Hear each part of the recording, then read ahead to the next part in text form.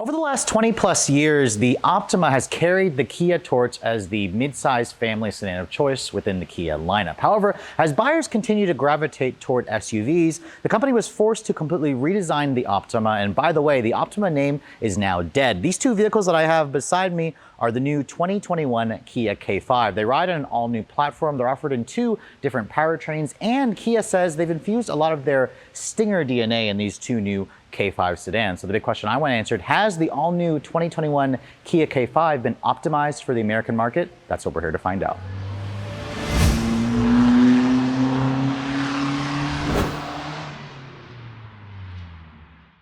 All right, so that intro may have been a little bit cheesy, but come on, the name K5 just isn't quite as memorable as the old Optima name. So I'm a little confused as to why Kia decided to rename this car the K5. Now, as you can see, with a car like the K5, you're gonna have to infuse it with styling to give it some personality, and Kia certainly did that for this all-new sedan. You can see the styling of this particular one, the EX that I'm showing you here, has a very distinctive look. Remember, this is riding on the N3 platform, the same one that underpins the all-new Hyundai Sonata. The grille, as you can see, this is Kia's Tiger Nose corporate grille. It has been enlarged. You can see it now extends underneath the headlights. The GT line has its own unique shark skin style grille insert, whereas the EX that I'm showing you here is slightly less aggressive. There's also these black painted lower air intakes, which some of them are real, some of them are fake. The GT line has a slightly more aggressive look. The EX, as you can see, does not have fog lights, while the GT line does.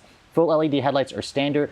This one here has a projector style LEDs, and as you can see, I like how Kia is going to an amber illuminated daytime running light. I think it's a really unique feature. The Telluride SX is also another vehicle that includes that. The lower trim lines of the K5 will have just a reflector style LED versus these more upscale projector style LEDs. Now, of course, with a car that looks this good, you're probably wondering what's going on underneath the hood. Now, unfortunately, I was hoping to show you guys a full-on GT version. That's the one that has the new 2.5 liter turbocharged four-cylinder with nearly 300 horsepower.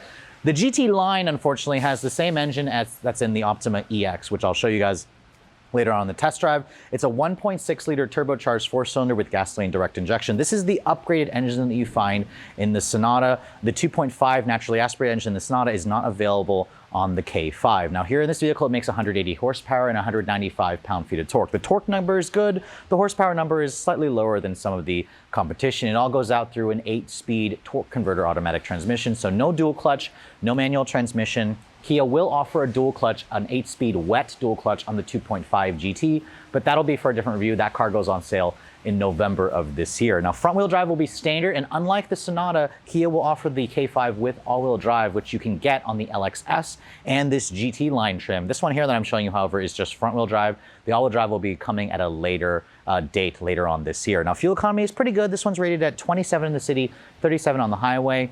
You can put regular gas on it, and as this one sits, it weighs just a tick over 3,300 pounds.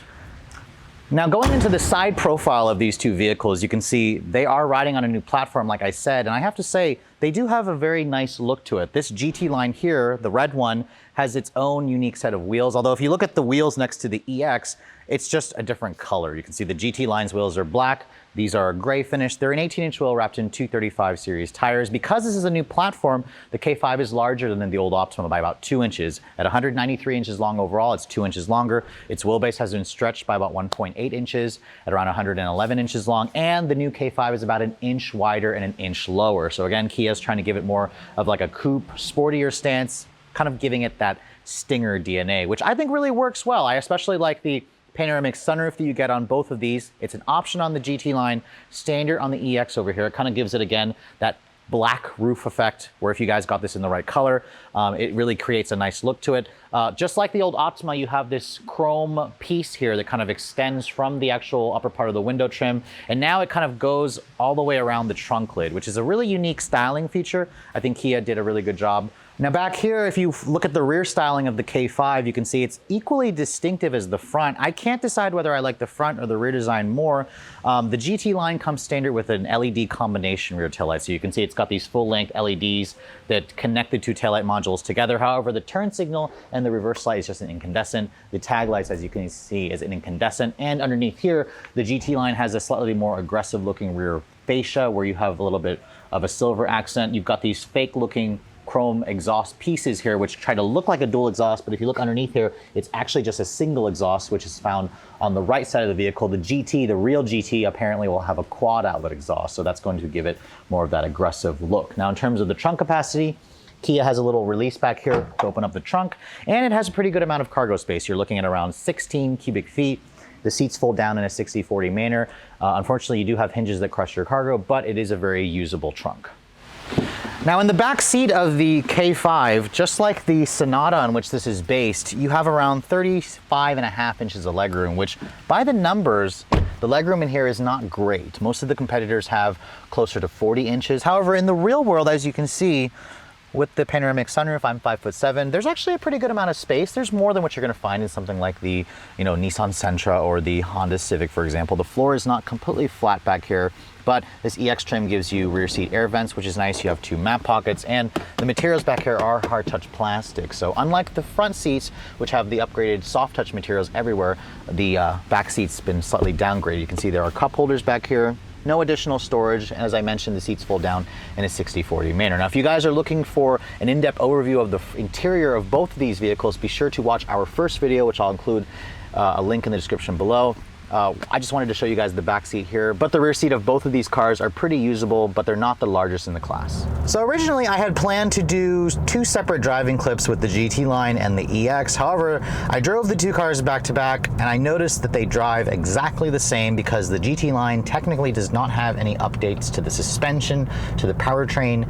That is of course going to be saved for the full-fledged GT model. So to save ourselves some time and not have me talk about redundant things, I am in the EX trim level, which in my first video, if you guys haven't seen that, be sure to click on the link in the description below. I prefer the EX trim for the extra features it gives you for like an extra $3,000, and it drives exactly like the GT line. It's all gonna come down to aesthetically how you guys think you prefer these things. Now, of course, if you've driven the new 2020 Sonata, driving the new 2021 K5 is going to be pretty familiar. I'm gonna actually switch the drive mode over here to smart mode to start out the drive mode. It was in sport earlier, but let's start out in smart mode, which is this car's kind of intelligent mode. It's an adaptive mode. The K5 makes a really great first impression. It's got an excellent ride quality. Even with these big 18-inch wheels on 235 rubber, it rides very smoothly. The steering in this car is also surprisingly quick and good. You actually have a pretty good amount of feedback coming in through the wheel as well.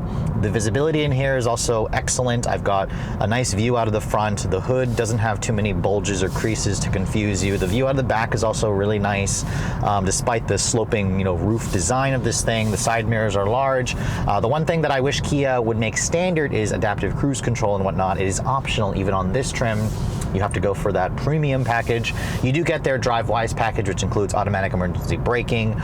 You get lane keep assist, lane departure alert. All that stuff is standard, but if you want blind spot monitoring, you do have to step up to the higher trims like the LXS. It's standard on this EX trim, which includes blind spot monitoring with a cross traffic alert. And Kia did include some things like their latest adaptive cruise control with like a curve control that uses the navigation system to better keep you centered in the lane. It'll predict lanes that curve, or the road that curves around the bend a little bit more, and it'll help keep you centered in that lane. So of course that's all next generation stuff. That's all showing that Kia continues to improve, continues to make their vehicles more technologically advanced. Now of course the GT line and this EX comes standard with a 1.6 liter turbo.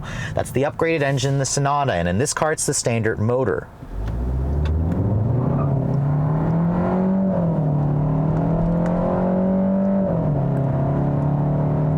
It offers up 180 horsepower and 195 pound-feet of torque. Front-wheel drive is standard. The one that I'm driving is front-wheel drive. All-wheel drive is optional on the LXS and GT line.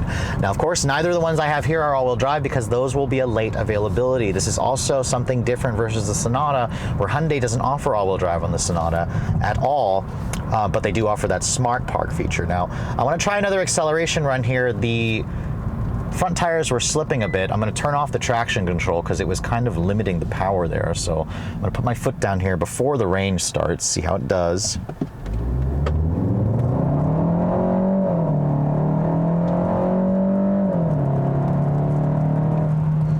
And it definitely feels like it gets to 60 in, I want to say, around 7.8 seconds, just over 7.5 seconds. It's a rather good base engine. I like this powertrain in the Sonata. I like the smooth shifting 8-speed, although I am noticing that the transmission short shifts rather annoyingly at around 5,800 RPM. So even if I, put my foot all the way to the floor, it does not shift at the 6,500 RPM Redline. And I'm assuming it does that because this engine probably has a pretty sharp power tapering off at that point. I mean, it's an engine that's designed to give you strong mid-range performance. So of course that's going to be something that most people in this segment really value. The steering in sport mode and in smart mode, for the most part, feels the same. Maybe in sport it gets a little more heavy. The suspension doesn't change. It doesn't have adaptive dampers or whatnot. This car also doesn't offer automatic windshield wipers, rain sensing windshield wipers, which I wouldn't have noticed that if it wasn't being raining outside right now, where I have to leave it on intermediate or interval and then have to keep constantly telling it to do a single wipe. But it would be nice to offer that feature. I don't remember if the new Sonata offers rain sensing windshield wipers, but something to keep in mind. I'm just genuinely impressed with how refined this car is. I mean, the old Optima was also a pretty nice driving car, although its powertrains didn't feel quite up to the same snuff as its competitors. This, for a base engine, is perfectly fine, but it gets me very excited, of course, for the GT, the real GT, but also keep in mind the GT does not offer all-wheel drive. That only comes with front-wheel drive, but it has an 8-speed wet dual-clutch transmission, which is an industry first in this segment. Nobody else offers a dual-clutch, so I think that's a pretty cool feature to offer.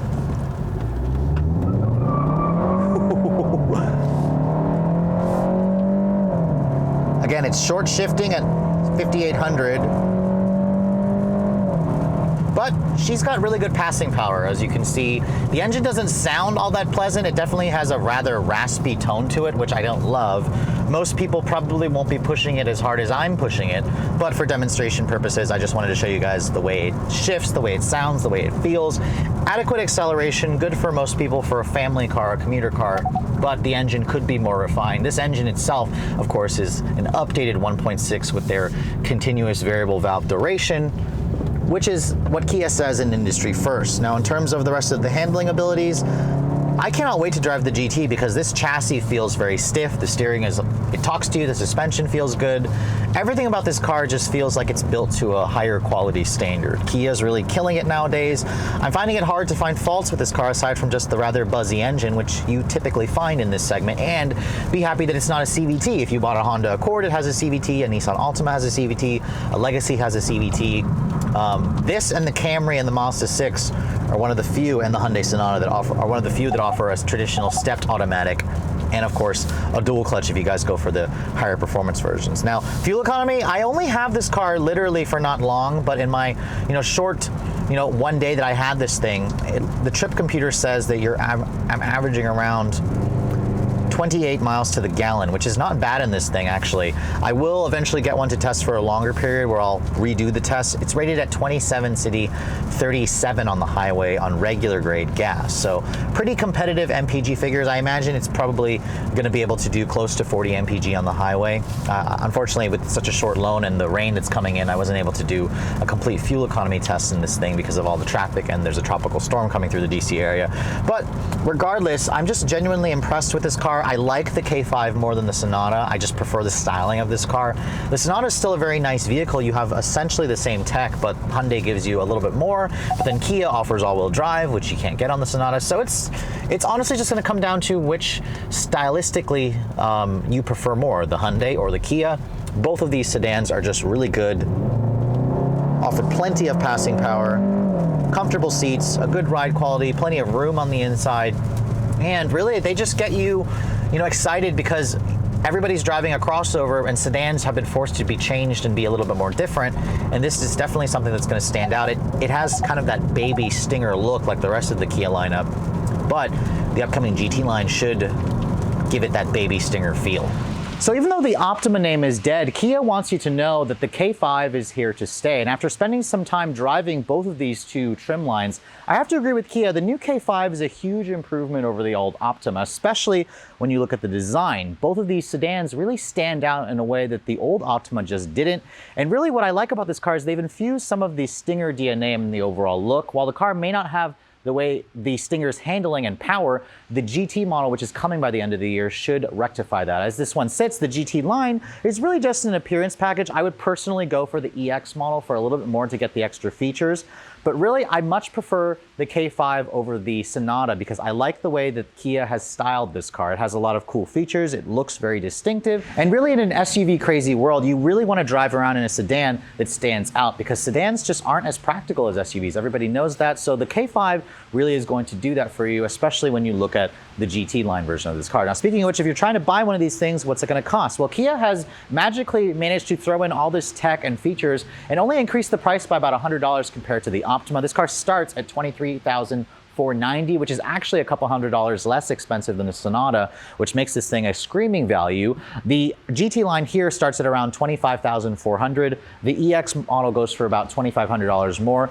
With options, this one here is around $28,600, and this one here is a little over $32,500. So it's a really good value considering what Kia gives you, but keep in mind, if you guys are gonna wait for the GT version of this car, you're gonna spend probably around $3,000 on top of that one, but still at $35,000 for nearly 300 horsepower, it gets me super excited to drive the GT version of this car. But with all that said, I hope you guys have enjoyed my full overview here on the 2021 Kia K5. If you're also looking to see the latest cars I'm testing, be sure to follow me on Instagram at redline_reviews, like us on Facebook, and as always guys, please keep subscribing to the Redline Reviews YouTube channel for all the latest reviews. Thank you so much for watching. I'll catch you all in the next video.